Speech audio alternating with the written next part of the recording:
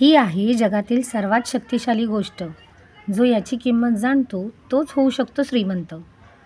आचार्य चाणक्य यांनी नीतिशास्त्र आणि अर्थशास्त्रासह जीवनाच्या विविध पैलूंवर बऱ्याच गोष्टी सांगितलेल्या आहेत.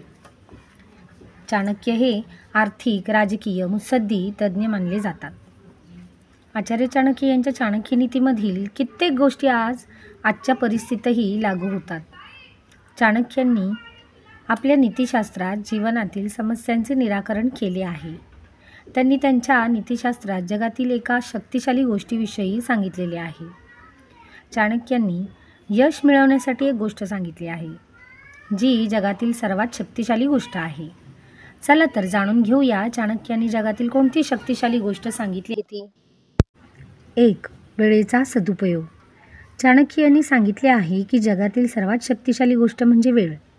काहीही झाले तरी वेळ कोणासाठी थांबत नाही. वेळेचा सदुपयोग केला पाहिजे. चाणक्य यांनी आपल्या नीतीमध्ये योग्य वेळी योग्य संधी साधून त्याचा फायदा घेण्यावरती भर दिला आहे. त्यामुळे ज्याला वेळेची किंमत कळते तो आयुष्यात कधीच हरत नाही. ध्येय साध्य.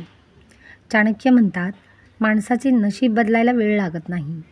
आपले ध्येय साध्य करण्यासाठी जे योग्य वेळी निर्णय घेतात त्यांना यश नक्कीच मिळते. त्यांना भविष्यात फार कमी समस्यांना सामोरे जावे लागते आणि हे सर्व वेळेचे महत्त्व समजून आणि त्याचा योग्य वापर केल्यामुळे शक्य झाले आहे. लक्ष्मी देवीचा आशीर्वाद.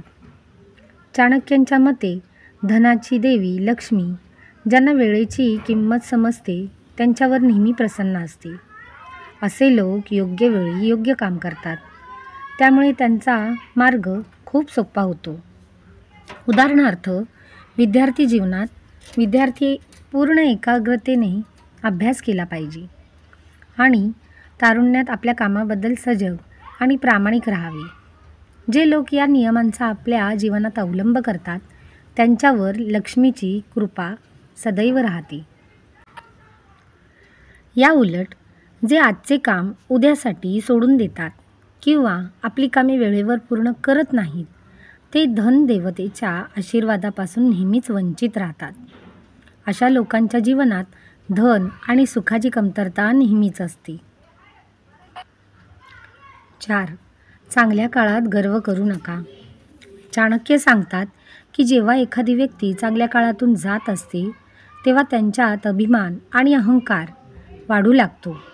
अशा लोकांमध्ये मानवी गुणांची कमतरता असते. हे लोक चांगल्या आणि वाईट भेद करायला विसरतात. पण एक ना एक दिवस त्यांना त्यांच्या कृत्याबद्दल नक्कीच पश्चाताप होतो.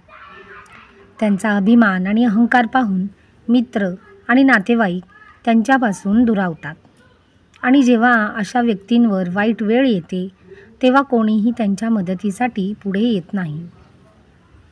तर कशी वाटली तुम्हाला माझी माहिती? आवडली असल्यास माझ्या चॅनेलला सबस्क्राईब करायला विसरू नका. धन्यवाद.